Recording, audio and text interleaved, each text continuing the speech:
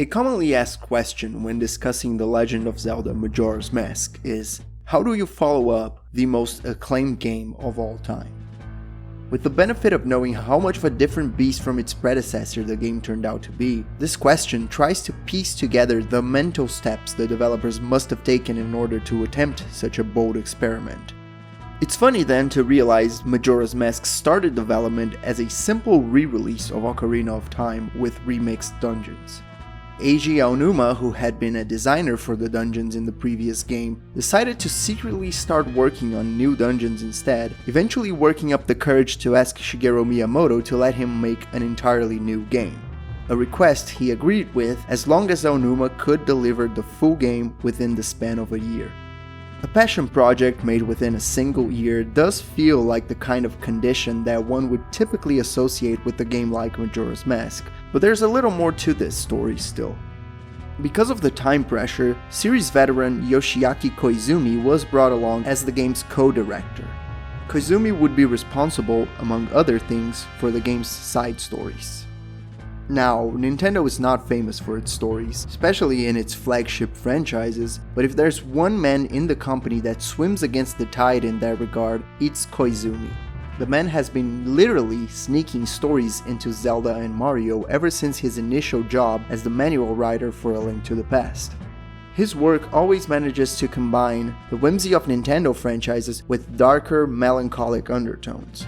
From Rosalina's Storybook in Super Mario Galaxy, all the way back to the sad implications of escaping Koholint Island in Link's Awakening, it's clear that Koizumi doesn't see anything wrong with injecting serious themes into lighthearted games.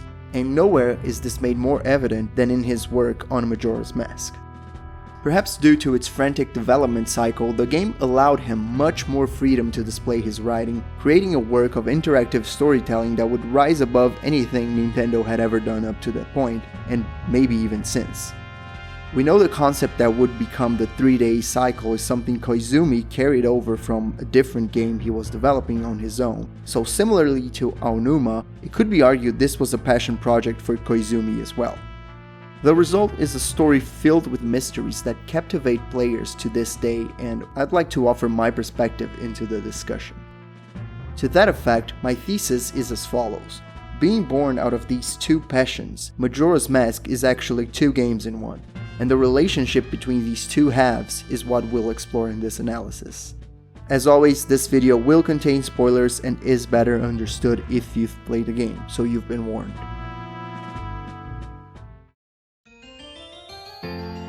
It is often said that Majora's Mask is a game about death, and it's not hard to see why. Link's transformation masks carry the spirits of the dead. Ikana Canyon, one of the game's regions, is overrun with the dead. The moon falls and kills everybody after 3 days over and over, meanwhile NPCs run away, cower, and even defy the threat of death. With such a downer main theme, it's expected that the game itself would be a dreary affair, so the foreboding atmosphere is set up from the very beginning. Right off the bat, the game plays a small switcheroo on the player by giving them a quick glimpse of a more acrobatic Link before transforming him into a feeble Deku Scrub. This playable segment may seem too small to convey the Link's maturity following the events of Ocarina of Time, but if the intent was just communicating that he chased after Skull Kid, it could have easily been just a cutscene instead. It's also worth noting this area has no other purpose and is never reused anywhere in the game. Players barely get to experiment with human Link before being almost immediately stripped of their sword, shield, and horse. And just to rub salt on the wound, Deku Link is even knocked down by a tiny fairy. The depressed expression on Deku Link's face is a bit of a common theme in this early game. Interestingly, most of these sad faces are found on the backpack of the happy masked salesman, which contrasts with his, well, happy demeanor. On top of this unsettling juxtaposition, many other factors come together to sell him as a dubious character. He shows up out of nowhere, scares Tattle, has a creepy laugh, and switches animations with no transitions. But easily the most important factor in selling the uneasy atmosphere of this new game is the music. A good point of comparison is the introduction of Ocarina of Time. In it, we start with a foreboding tune as Link is having a prophetic nightmare of his encounter with Ganondorf.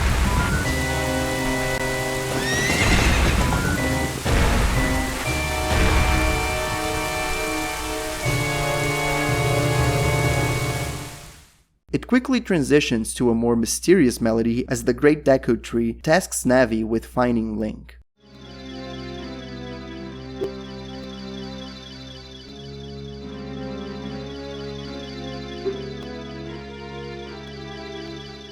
From this point forward, the music takes on progressively more whimsical characteristics as we fly through the forest from Navi's perspective.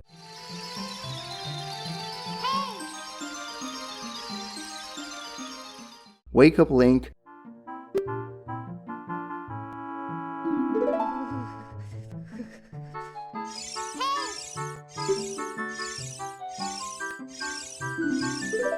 And finally take control of the main character to explore a town of fairy children who never grow up.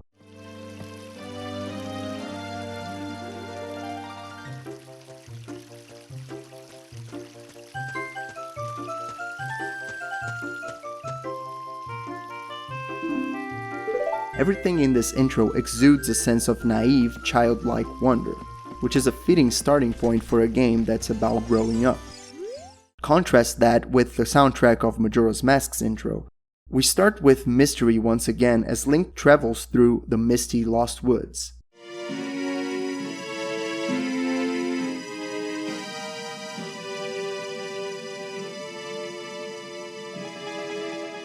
We get the creepy quick passage for Skull Kid's first appearance.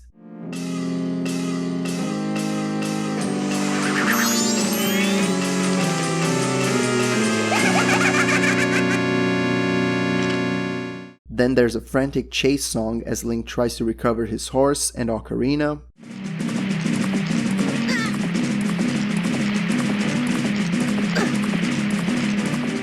After Link falls down the rabbit hole, we hear the unsettling theme for Majora's Mask.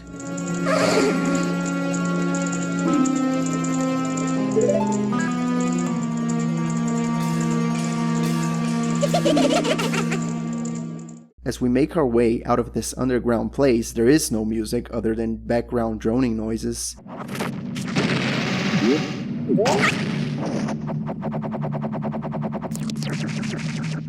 Until we reach the inside of the clock tower, when we get to hear the incredibly melancholic Song of Healing.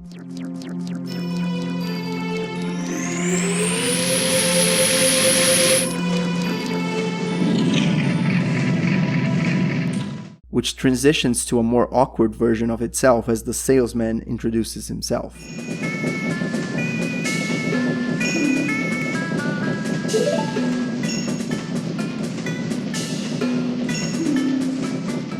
It's not until we reach Clock Town that we get a more cheerful Zelda-like tune.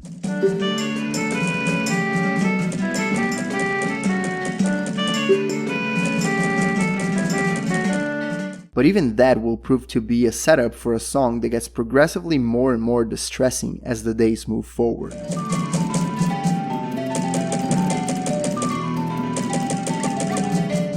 This darker tone is pervasive throughout most of the soundtrack, and when combined with the trippy visuals and heavy use of motion blur, helps the intro establish the thick, oppressive atmosphere the game is known for.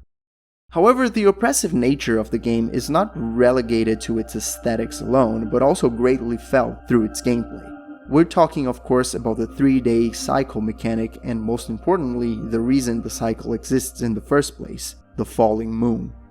As I mentioned earlier, it's not unusual to hear Majora's Mask described as a game about death. It's a motif explored most clearly in the residents of Clocktown, and their reactions to the imminent threat of death staring them down.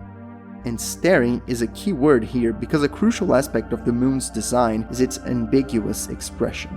There are equally valid arguments for claiming the moon is enraged, as evidenced by its stated desire to quote-unquote consume everything, as there are arguments for it being in pain or even sad, as evidenced by the moon tear collected in the very first cycle. Regardless of which is meant to be its true feelings, as it is, the moon's face represents the conflicting emotion one might feel when dealing with death. In that sense, you could say it embodies the feelings of the people of Termina. Arguably the most famous lens for analyzing this sort of topic in pop culture is the Kubler-Ross model, commonly known as the 5 stages of grief. There's a popular theory amongst fans of Majora's Mask that assigns each one of its 5 regions as representations of each stage of grief. Clocktown representing denial, Woodfall representing anger, Snowhead representing bargaining, Great Bay representing depression, and Ikana Valley representing acceptance. Personally, I'm of two minds when it comes to this theory.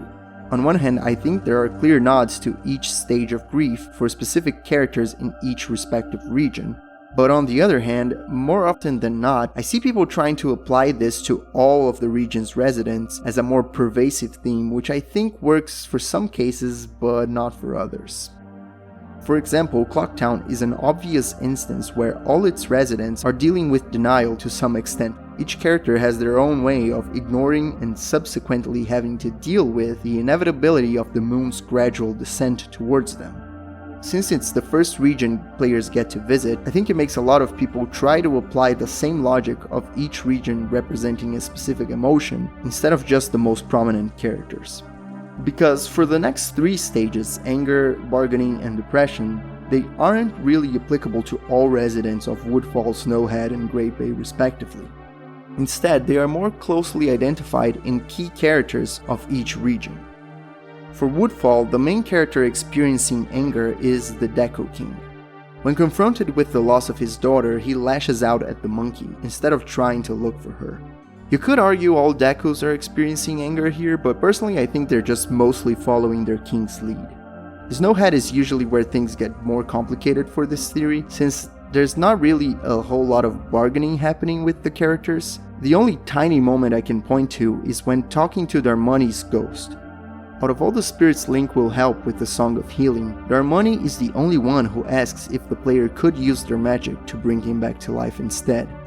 Again, it's a small throwaway line, but it fits better than anything else in this region, and it's not something we see anywhere else in the game, so it does have significance in that regard.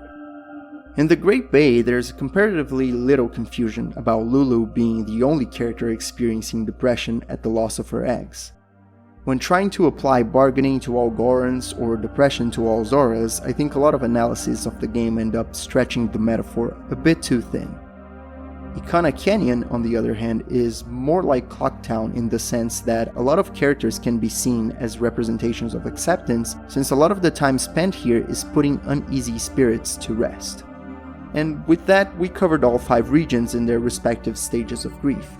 While I do think people overplay the importance of this model when looking at Majora's Mask as a whole, the places in which it can be seen still display the game's commitment to exploring the theme of death from various angles.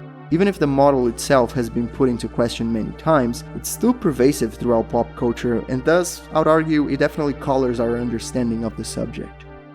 Another area where I think there might be something interesting to be seen when applying the Kubler-Ross model is in the dungeon design.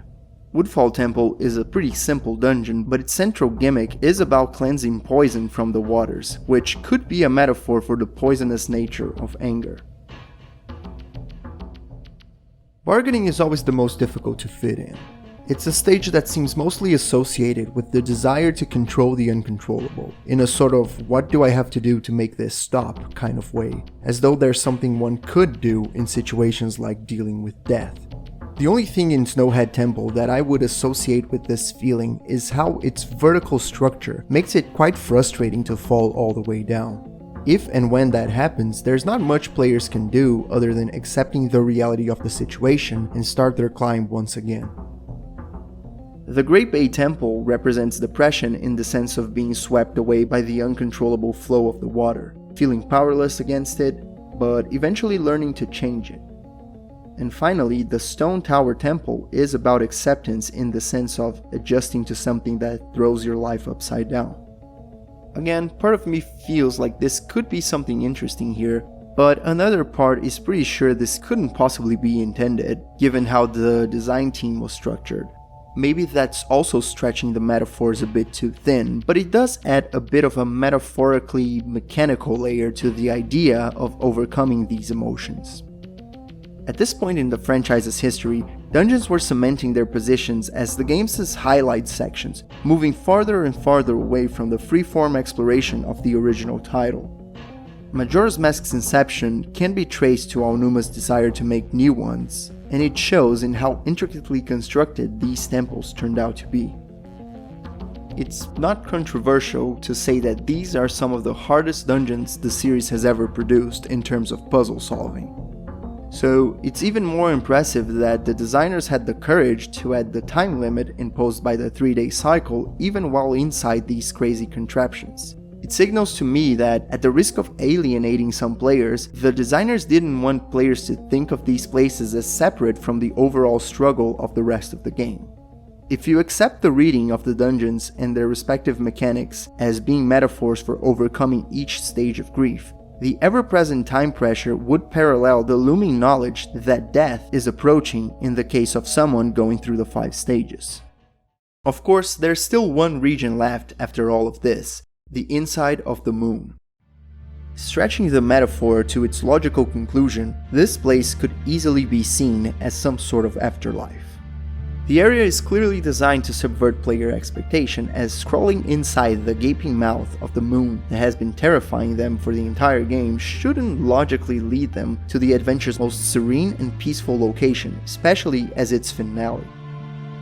It's worth noting that this is the one place after arriving at Clocktown where the clock finally stops ticking, which makes sense under the interpretation of the time pressure as the threat of death and the inside of the moon as the afterlife. This extreme contrast creates a lot of questions about the nature of this place, and as far as I can tell, there's no definitive answer on its meaning, which I would argue is sort of the point. To elaborate, let's run with the conclusion that the inside of the moon is meant to represent the afterlife. In this context, its tranquil nature seems to evoke the idea that accepting death leads to some kind of inner peace. Much like the moon's frightening expression is only a mask that hides its true beauty, death may seem scary, but it can offer serenity. At least that's the most apparent first thought. But looking a bit further, completing each of the children's trials affords us some extra cryptic bits of text that we can analyze. With questions along the lines of, can you be happy without making others unhappy? Do you think your friends see you as a friend too? Is your true nature defined by what you think of yourself or by what you show to others? They seem to be touching topics that I'd say it's fair to assume most people have wondered about in their own lives. Sometimes these things can even be some of the most difficult things we have to deal with while we are alive. I think the intent of these children is to put into question the value of being alive under this constant inner turmoil. This would also explain why Majora calls Link a bad guy, as he's fighting to save everyone's life, but from the villain's perspective that would just be perpetuating the suffering that comes with being alive. The idea of suffering being a core experience of life is a concept we'll talk a lot more about in the next section, so put a pin on that for later. If Majora is a being of destruction and death, it would make sense that it would want to make death seem enticing, and thus the peaceful nature of the moon's interior could be just an illusion. In reality though, there's really no way to know what it all truly means, and that's what makes the ambiguity here brilliant. You can beat the game a million times, research every piece of developer interview, but you'd never find the truth. You might even come up with your own theory and take it in faith that that's what it all means, but much like when dealing with death in real life, all you can really do is keep that faith in your belief. This is what ambiguity done right looks like. And so that's what I think makes the main quest of Majora's Mask such an outstanding achievement. If Ocarina of Time was a game about growing up and the passage of time, Majora's Mask takes its framework to meditate on the inevitable consequence of the passage of time. However, if death was all there was to this game, it could have easily devolved either into some edgy nonsense or soul-crushing depression. So while the main quest explores this theme, there's an entirely different, concurrent game being played by the players in the form of the side quests. Majora's Mask is only wearing the mask of a Zelda game, but behind its facade, it is a game about compassion.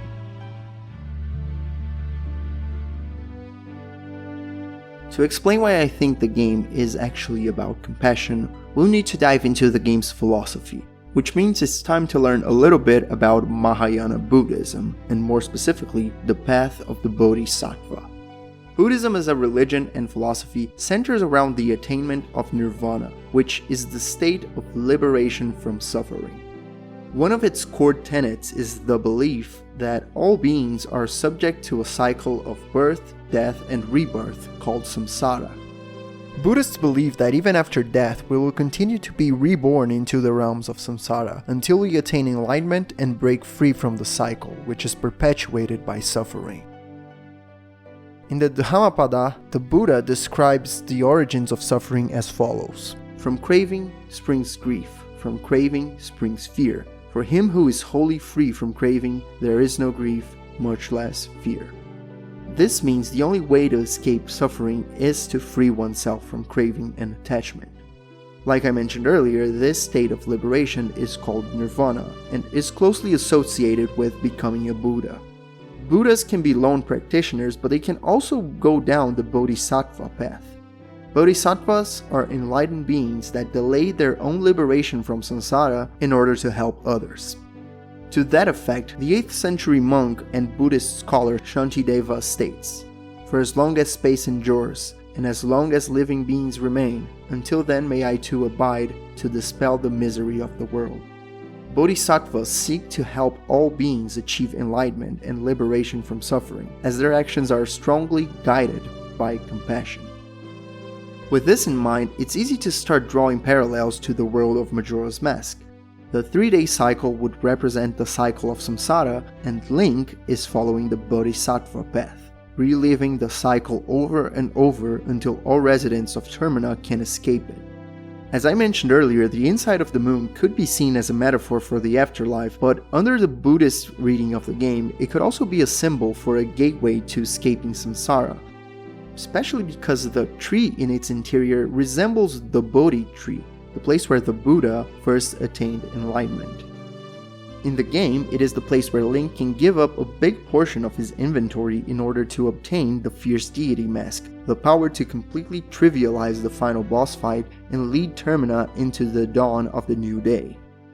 It traces a parallel with giving up earthly attachments to reach nirvana, since the masks represent the experiences players went through in their journeys. Looking back at Majora describing Link as a bad guy, we can understand the desire to end all life being born out of the desire to end suffering. It's not an uncommon villain motivation in Japanese media, which is rooted in the Buddhist philosophy of suffering being an unavoidable part of life. However, ending life stands as a rejection of the potential all living beings have of achieving enlightenment, making it a fitting final challenge in the path of the Bodhisattva. Even though it's not feasible to do all side quests and help all residents of Termina within a single cycle, the ending still presents a scenario where everything is well. Link fulfills his role as a Bodhisattva and all living creatures of Termina escape their suffering, with maybe the sole exception being the Deco Butler, although there's an argument to be made that not knowing his son's fate could be even worse, but I digress. It's easy to see the ending as a bit of a cop-out, where Nintendo just didn't want to end the game on a downer, where most people never got the help they needed on the same cycle that Link happens to defeat Majora. But I think one aspect that goes against that is this Deco scene and what it represents. Skull Kid's curses might be undone, but those who died stay dead. There's no taking that back. The ending also skips the conclusion of the story of any NPCs whose respective mask the player misses on their journey, which could be seen as one way the game incentivizes players to follow the path of the Bodhisattva and help everyone they can. Which brings us to the way players are able to experience this path on their own, the side quests. While the game's main quest revolves around the ever-present threat of death, its side quests ask the player to stop and display compassion for the citizens of this world. What's particularly clever about Majora's Mask's approach to this is just how much of it is entirely optional. Sure, Link does help a few people on his journey to free the 4 giants, but that's just it. There are only 4 main dungeons, only 4 additional hearts to be gained, and not a lot of items either. These numbers are dwarfed by the 52 heart pieces and 20 masks that are mostly tied to the optional content of the game. Failing to engage with the game's world will result in a vastly more difficult experience, and because of the way Zelda's RPG elements are structured, grinding isn't really an option. there's no amount of fighting that will get you strong enough to fight Majora if you're struggling. When I say Majora's Mask can be somewhat divided into two games, I don't mean it simply because some quests are mandatory and others are not, but rather because of how their gameplay differs quite significantly, despite retaining the same framework. While the main quest sports most of the tropes we've come to expect of Zelda games, its optional content, interestingly enough, takes a structure much more in line with something like a Sierra point-and-click adventure game.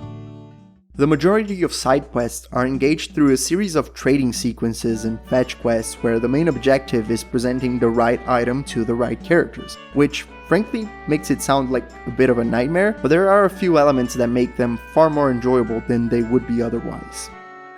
Chief among them is the 3-day schedule all NPCs are restricted to. Players are required to rationalize not only which items will interact with which characters, but also when these interactions will be available, and whether that time slot fits into their plans for any given cycle. It adds a layer of strategy to try to get the maximum out of a 3-day cycle, which keeps side questing fairly engaging despite simplistic gameplay.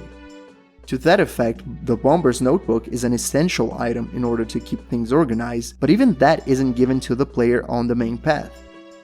They need to logically deduce that the Bombers will treat them differently whether Link is in human form or Deku form, and actively engage with the world in a manner that's really just repeated content, but in the context of the never-ending cycle the game runs on, makes the characters feel more alive. Not to mention, this process teaches players that re-engaging with characters they have already spoken to with different masks yields different results. Another way the side quests make the most out of limited gameplay is by compensating in the writing department. I don't mean necessarily in terms of deep or emotional character arcs, but mostly in the attention to detail to make the people of Termina feel like real people. Here are some of my favorite examples. The Swordmaster keeps bragging about how he will slice the moon in half, but in the final hours, we can find him hiding in the back of his dojo, cowering for his life. One of the first NPCs you can talk to in Clocktown is the Carpenter Apprentice. He stares up at the moon the entire first day before fleeing the town, but if you beat the Oceanside Spider House, you can meet him again and he will pay you to let you borrow this house as a shelter from the moon.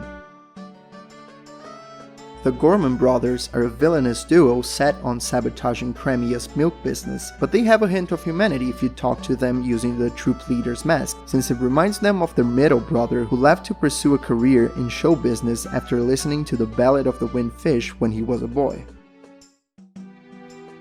The man that runs the shop also runs the Curiosity Shop, which sells stolen items. His disguise is enough of a nice touch, but he also happens to be Kafei's best friend and accidentally lets it slip that he knows Kafei has been turned into a child before you even find that out for yourself.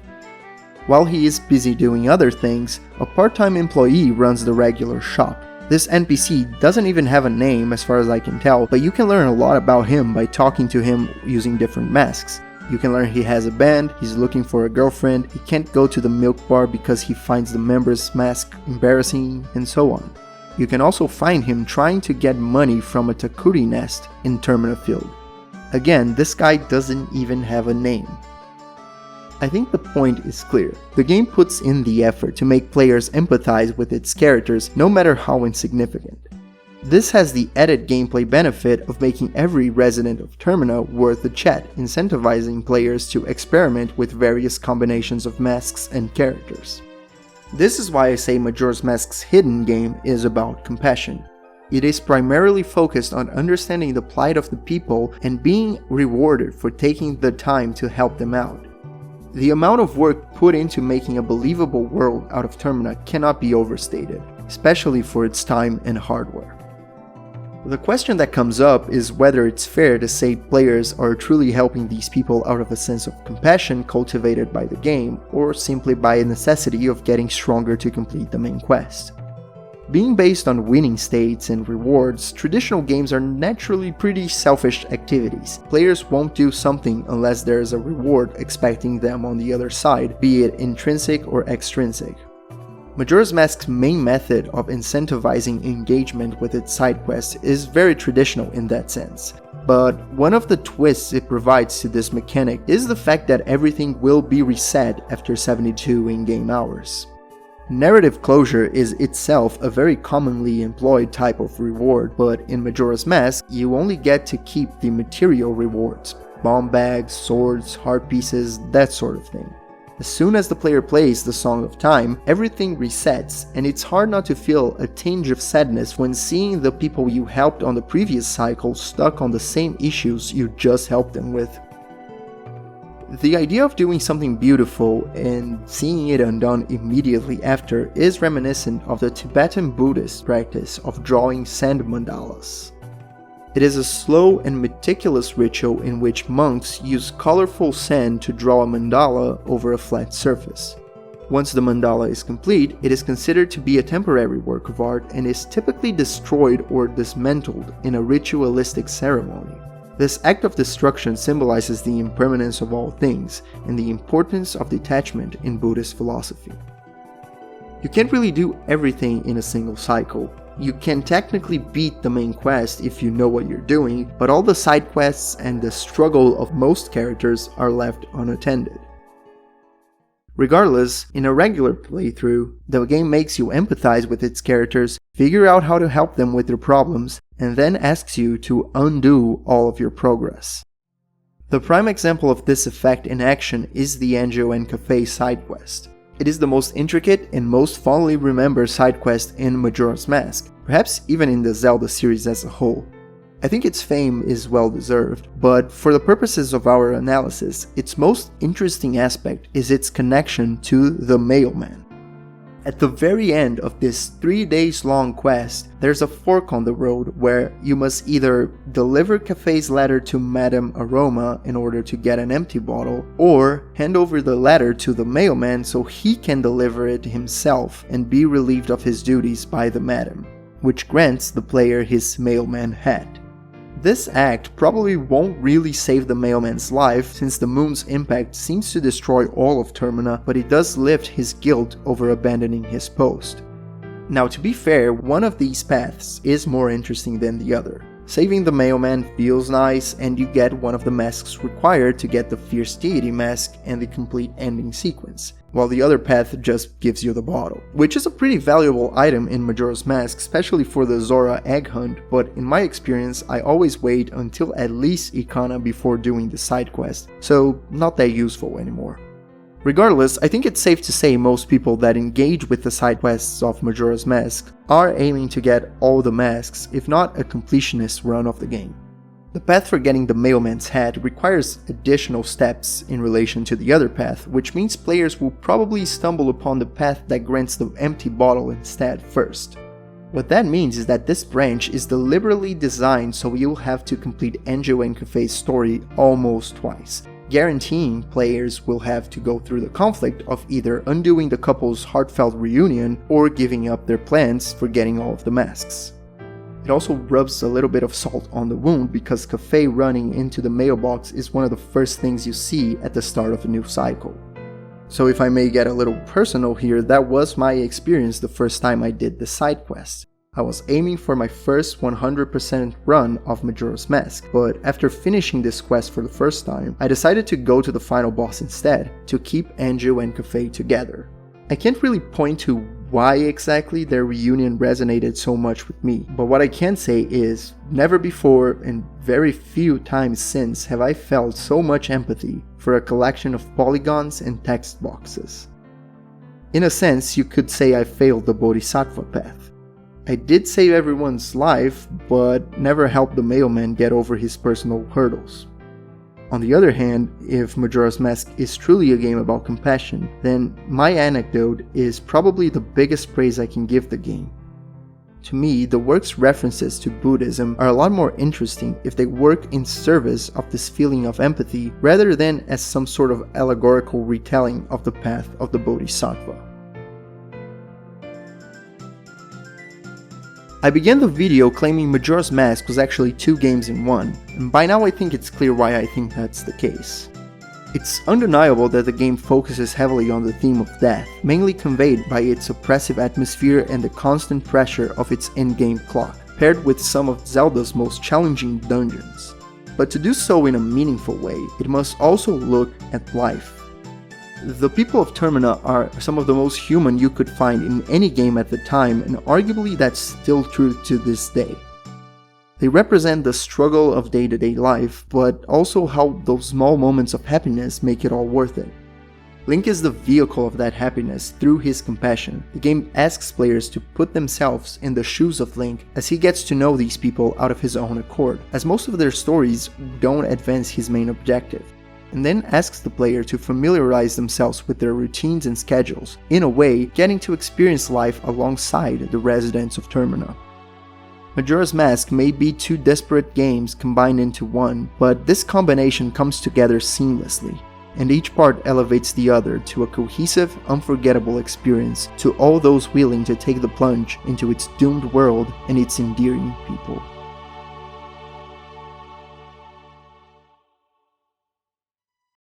Hey everyone, thanks for watching. This is something a bit different for me. I never done one of these outros before, but I'm here to say that, did you know that I'm making a game? Right now it's called Project Sonder. There's a small Discord and a small demo you can play. If you're interested, go check it out on the description. Also, be sure to like, subscribe, check out the other videos if you haven't. And I guess that's it. Thanks for your attention. Bye.